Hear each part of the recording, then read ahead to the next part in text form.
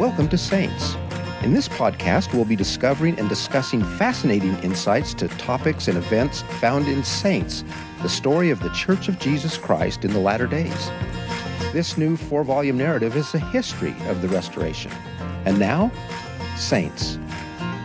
Today is our concluding episode for this series, and I'm excited to have back the senior story editor with the Saints Project, Scott Hales. Hi. And also, again, our good friend, Sarah Eyring. Sarah has recently read Saints Volume 1 and will be sharing her thoughts and questions in our episode today. Welcome, Sarah. Hello. Thank you both for being here with us today.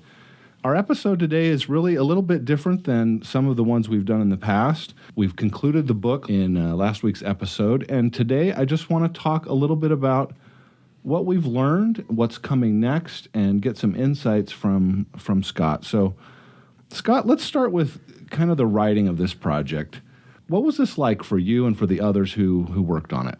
Well, it's really an exciting project to work on. I think, when people ask me what it's like to work on this project or to kind of craft the narrative history of the church, I think about what Oliver Cowdery said about translating the Book of Mormon with Joseph Smith when he said that these were days never to be forgotten. And that's kind of how it feels with me. It feels for me is I sometimes have to pinch myself when I realize how cool it is just to come to work every day. And this may sound boring to some people, but this is really fun to me. I come to work every day and I look at documents, I sift through documents looking for stories, and I have kind of the big picture in my head. I know what the big story is that we need to tell, but I'm really hunting through the documents looking for specific stories that will help us narrate the bigger picture. And that's so fun to me there's something really special about reading a document for the first time when you can almost hear the voice of the person writing it and things just begin to come alive and the story begins to unfold. And it's an exciting thing. I love it. Was there a particular story like that you'll always remember discovering or learning about? Yeah, not so much with Volume 1, because I feel like with Volume 1, we know the story pretty well. I mean, this is the story that we've been telling since the beginning. We're bringing new insights and whatnot, but what's been really exciting working on subsequent volumes is just so much discovery. Discovery happens every day where we're finding things, documents that people probably haven't read too closely since they were written in the 1850s or the 1860s.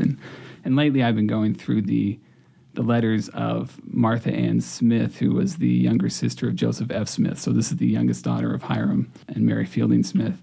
And she was just a fantastic writer, and she began writing letters when she was, I think, about 12 or 13.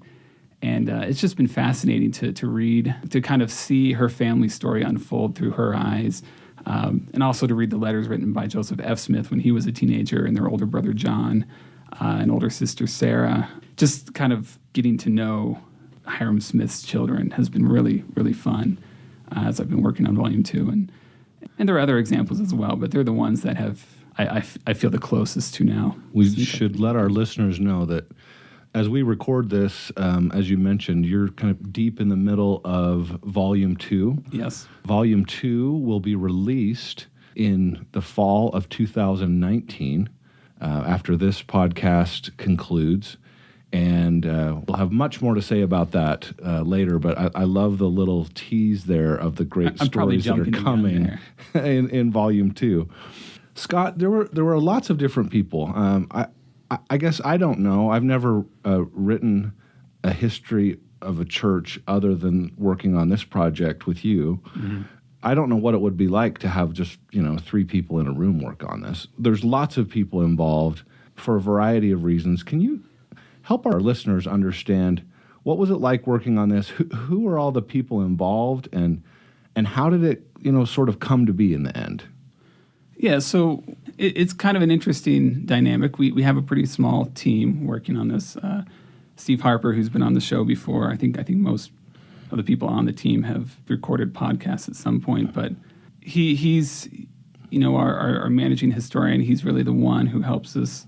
He and the other historians, Jed Woodworth and Lisa Tate and Matt Groh, they kind of are in charge of the historical interpretation They give the creative writing team, my team, kind of a direction on where to go to look for stories.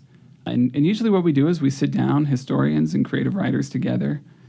We just brainstorm, and the historians say, well, we need to cover this, that, and the other. And sometimes I'll be like, well, I think it would be really great structurally if we could do this, have this mood or have this sort of event happen right here.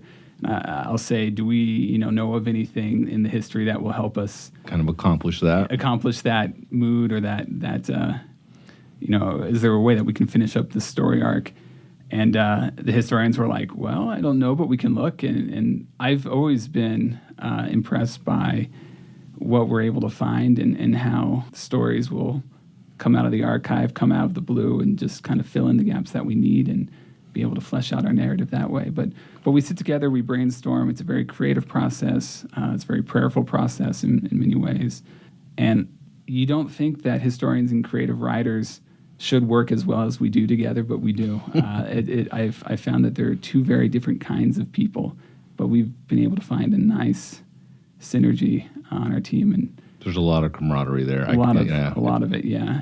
And it's coming together, and I can only say that the Lord's behind it. I mean, it's an amazing experience. One other aspect that our listeners might be interested in is, as we rewrite our history, we have this new history. There are other publications from the church, manuals, curriculum, seminary, and institute lessons that could benefit from using some of this new material. For example, I don't remember when I went through seminary and institute ever learning about Amanda Barnes Smith, and I didn't learn anything about Phoebe Woodruff, and I didn't really have any idea about some of the miraculous healing events that took place. And perhaps they were there and I just missed it. But with saints, now some of these stories are a little more available. How have you guys worked with other groups at the church headquarters to make sure that these stories make it into lessons and curriculum and so forth?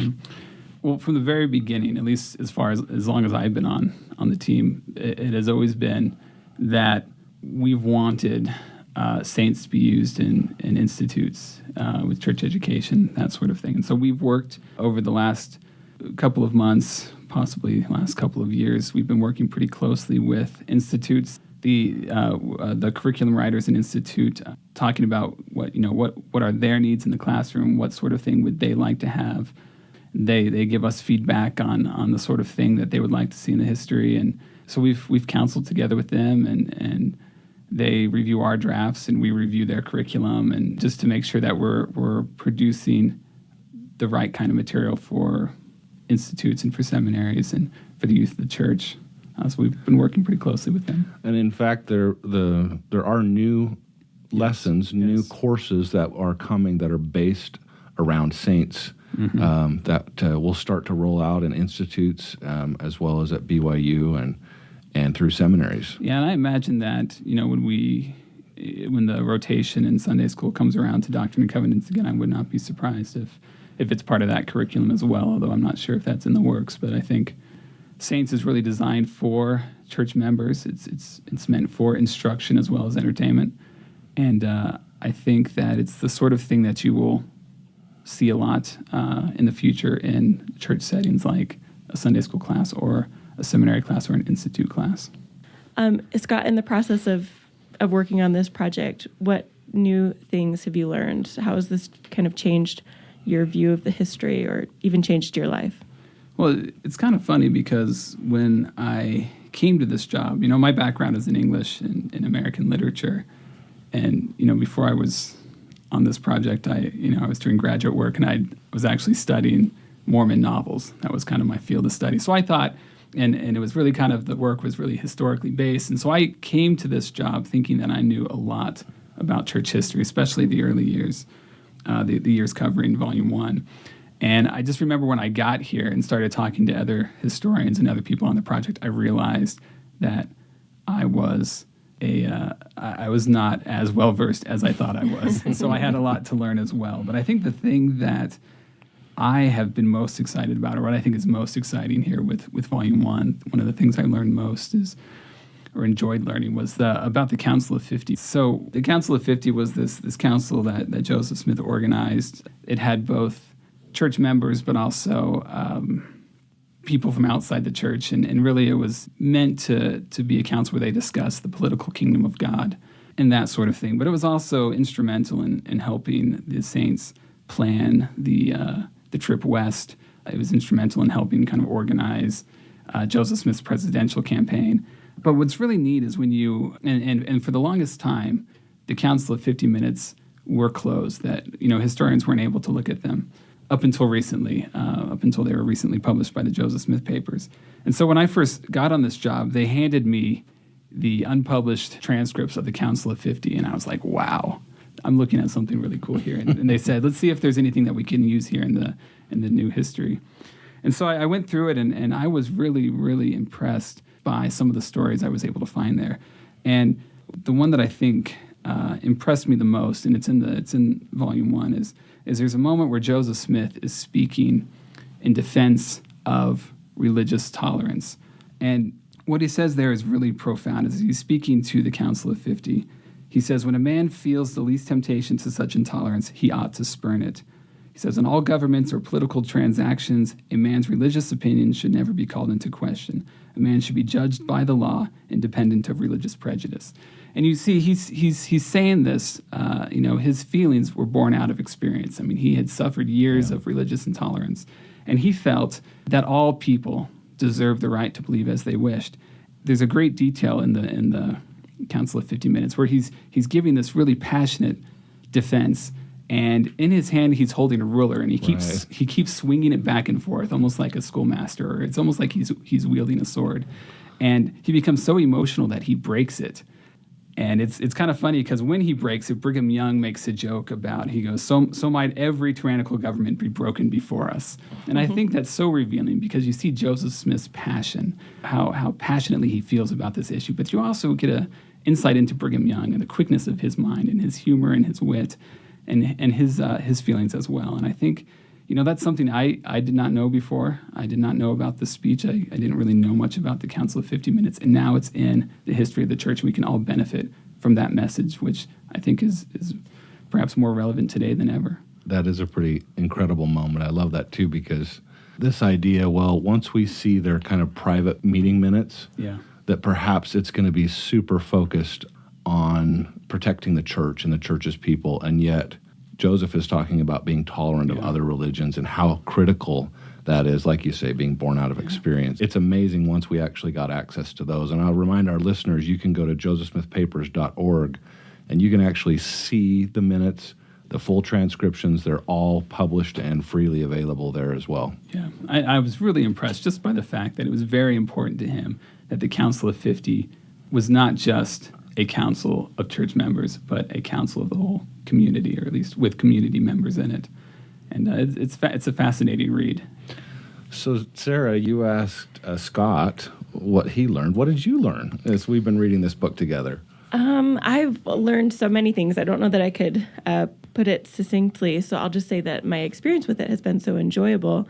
And I think that's because the narrative, of course, includes rich details that I just haven't heard of before, and that maybe I would have discovered if I had been diving into the history myself. But I'm so grateful for this narrative that has really brought to light some things that I wouldn't have known about. And that happened for me even in the first couple of pages when, or chapters, when Joseph Smith describes his experience with the first vision. And of course, that's a story that I've known for a long time, since I was very young, but it was there. I remember there was even a detail about the way that he asked his question, and I hadn't realized that his question to God, that first prayer that he had offered, it was even more simple than I had realized. And in that moment, I thought, oh, that helps me to know a little bit more about him, and even feel a little bit more like him, or even a little bit closer to him. And so the whole book for me has been full of experiences like that, where I realized that the people that I'm reading about who lived so long ago, it seems, are actually pretty similar to me in some ways, and I can learn a lot from them. So it's been really wonderful to read that way. Cool. And Ben, you have been interviewing historian after historian and writer after writer. What have you learned from this experience? That's a fair question. One of the things that I've enjoyed is learning details and meeting kind of heroes that I didn't know before. So I've always loved Lucy Mack Smith, but she is so awesome. She's spunky, she's faithful, and she's just putting up with no bull from anybody. You know, whether it's the wagon getting taken away and she goes in the bar and, you know, takes on this guy who's going to steal their stuff, or rebuking the saints and saying, hey, if the Lord wants this ice to part, it'll part, and then crack, it does, and away they go. And then, you know, the closing scenes where Lucy is there with her 2 sons and she's lost her husband. I mean, it's just powerful. I feel like I got to know her through this story. And people like Amanda Barnes Smith and her faith after losing her husband, and the healing of her son at Hans Mill. And I guess it just becomes so much more real to me after reading Saints than it ever was before. Even though I knew a lot of the facts. Okay, I knew they got pushed out of Missouri. I didn't know how brutal it truly was. I knew that like Nauvoo became a city at some point. I didn't realize like it was miserable for the first little bit with just malaria, and all those kind of details just makes me feel closer to them. And it helps strengthen my faith as I watch the faith of our ancestors. One other thing I have to tell you that I've enjoyed is I kind of got to meet some villains along the way. And, you know, I don't know if villain is the right word, but I've got to understand. I think there are some people in the history who can count as villains. There are a few, you know, like I remember when I first read about Grandison Newell, and I was like, man, this guy, like, what is his problem? Why won't he leave them alone? He's literally buying up stock to sink the Kirtland Bank, you know, and he's just so agitated and angry. You know, he's funding. And I have to tell you this one other thing. My family and I have been reading the book together. And I have an 8-year-old, and I was telling another person about the book. And my 8-year-old said, oh, Dad, don't forget to tell him about Dr. Philastus Hurlbut. Because he thinks the name is so funny, you know. And he's like one of my villains, that qualifies as a villain for me. You know, he's excommunicated and writes an anti-Mormon book. But knowing who those people were, it also helped it become more real to me. You know, there really were people that were antagonistic. It wasn't just this kind of faceless mob. That's what it was to me before. It was just like, oh, there's a mob. Well, no, they're like real people with real names. And knowing that story also helped make the history more real for me. Yeah. No, I don't know if a lot of fun with villains is the right word, because there are some really despicable people in this book. But it is, from a storytelling perspective, it's always important to have a strong villain, because when you have a strong villain, that accentuates the good qualities of your heroes. And I think that we see that quite a bit in the book, where when these villains come out, that's when we really see the heroic nature of Joseph and others really begin to shine, I think. You see the dissent and how Joseph has to deal with that, and even family conflict. I mean, heavens, William Smith, Sure. He just at times makes my head spin. He and Joseph have this argument, and like all those little details just, again, made it real for me. Yeah. So that's been really fun. Scott, you've had some experiences over the last few months in meeting students and others who've read the book. What's been the reactions? I mean, it's a little early here as we record this, but what do you think people are getting out of it? Recently, we were able to go up to BYU, Idaho. Elder Cook gave a devotional on saints and other projects that the department's doing, and so it was really kind of neat to be sitting in the massive auditorium they have there. I think it seats about 12,000 or more students, and just to hear Elder Cook endorsing saints and encouraging them to read it, and then talking with some of the students who had read the chapters. One young man, we did a focus group where we talked to a group of students up at BYU, Idaho, just about their experiences, just so we can gauge what we're doing right, maybe what we need to improve on. And he came up afterwards and told me that he's a convert of the church from California and has always wanted to kind of know more about Joseph Smith. And, you know, he said that for a long time he was just reading Joseph Smith history and the Pearl of Great Price, but he wanted more, didn't quite know where to go. But he said that as he was reading Saints, that Joseph Smith just came alive for him, and that it was a really positive experience for him that he was trying to get his roommates to read the chapters, and he was really excited about it and grateful for the work that we're doing. And a lot of students that we talked to there had kind of the same reaction.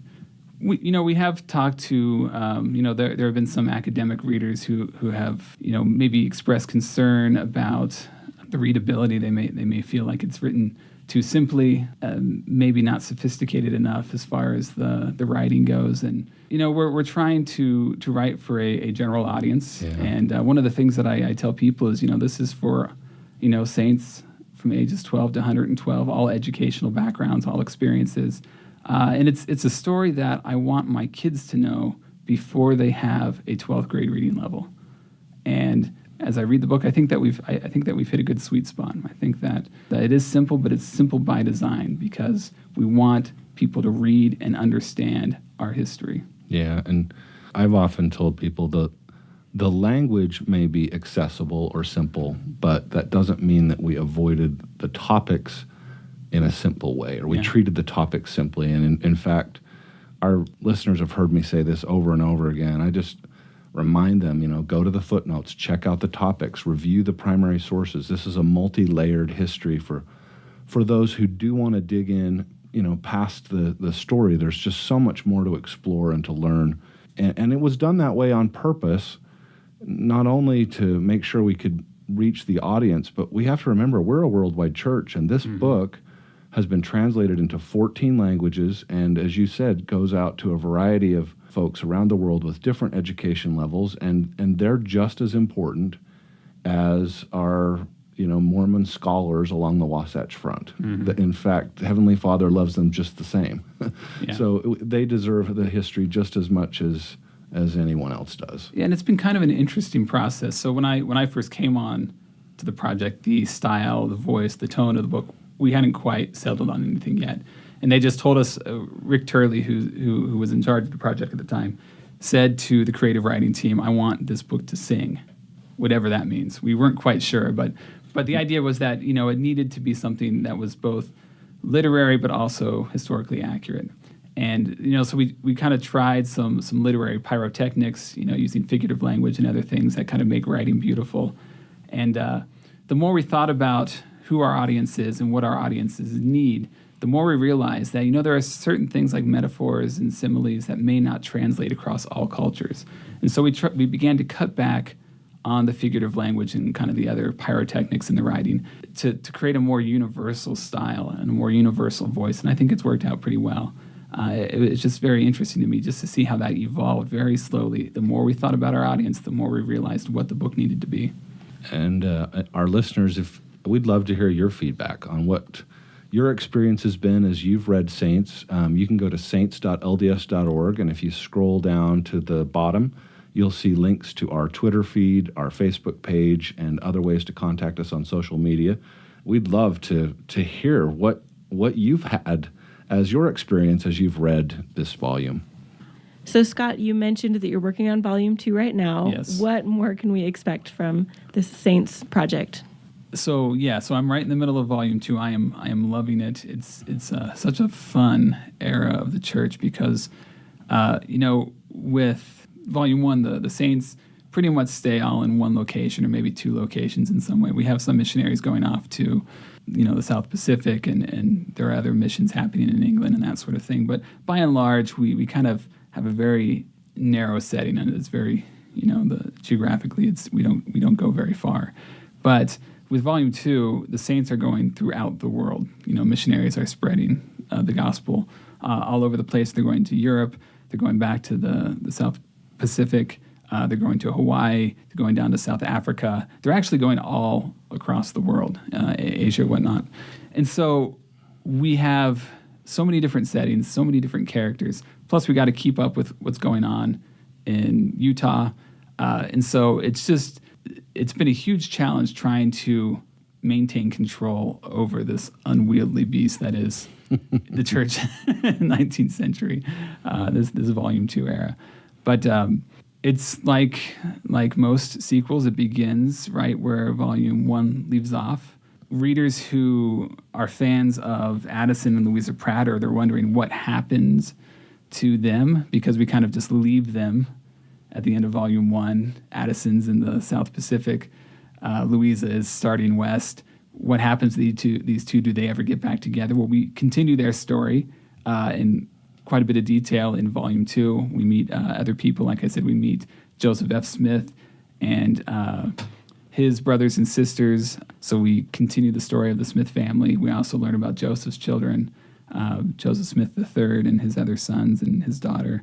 We meet a young man named George Cannon who all he wants to do is stay home and work his farm and get married and just, build up Zion in the valley. But he gets called on a mission first to California, then Hawaii, and then he's pretty much being sent on missions for the next decade of his life and more. And eventually he becomes a member of the Quorum of the 12 and then the First Presidency. And so we get to watch his coming of age and his adventures as a missionary in Hawaii and other such things. And we meet some really fascinating women. For example, there's a Danish convert named Augusta Dorius who comes west, and she ends up helping to settle Sanpete Valley in central Utah. She ends up also helping to settle St. George, so we follow her. We also follow her brothers as they're missionaries in Denmark. So it's a very international story that we're trying to tell, and it's so much fun. It's crazy every day trying to pull this story together, but it's an exciting volume. You mentioned earlier that you felt like you knew a lot about the history in Volume 1. And I think probably a lot of our listeners feel like that. They feel like, yeah, I got the Joseph Smith story. And this volume, I think, is going to be very revealing for most people who read it. Yeah, I think there will be surprises on every page. I had a mission companion who's young in the faith, and I remember he and I sat down one day and we're talking about Brigham Young. He'd never heard the name Brigham Young. He didn't know the saints came west. His faith was in Christ. His faith was in the restored gospel. And his knowledge of church history was just teeny, And I so want to send these volumes. I hope they make it to Elder Pastius, because he and I had an awesome chat, and he was like, this is amazing. Nobody told me. I'm so excited for Volume 2 to come out and help our members and brothers and sisters all over the world to gain an understanding of how the church was built up in the Mountain West and how it began to go to the whole world. I oftentimes think of church history the way you might, I kind of compare it sometimes, learning church history is a lot like looking through an old family album. When you kind of go through, maybe one of your grandparents' photo albums where you see pictures of your grandparents as children, or as, you see your great-grandparents or great-great-grandparents, and you recognize a certain nose that is in the family, or a certain look in the eye or in the mouth or whatever it might be, or a certain way of standing. You begin to kind of get a sense that who you are, what you look like, what your personality is, it has a long, deep history. And I think that's a lot like with church history, that there are certain things about the church today that we don't quite know why it is the way it is. Why is the church the way it is? Why do we do this? Why do we do that? And we begin to get answers to those questions as we read the history, as we kind of look through the photo album, so to speak, of the church. We begin to recognize certain things that we see in our own religious practices, in the practices of our forebears, or the beginnings of certain things. And that's a fun thing to see as well, is to kind of show the origins of the modern church. Where does the church that we know and love today come from? Yeah. Well, Scott Hales and Sarah Eyring, thank you so much for joining us today. Thank you, all of our listeners, for participating with us in this podcast. We hope you've enjoyed it. We hope you will continue to enjoy Saints. And as I've said before, you can always find more at saints.lds.org. There's lots of topics and videos. And follow us so that you can find out when Volume 2 will be coming in the fall of 2019. Thank you for listening. I'm Ben Godfrey. Thanks for joining us today for Saints. Join us again for our next episode, where we'll once again discover fascinating insights of church history found in Saints, the story of the Church of Jesus Christ in the latter days.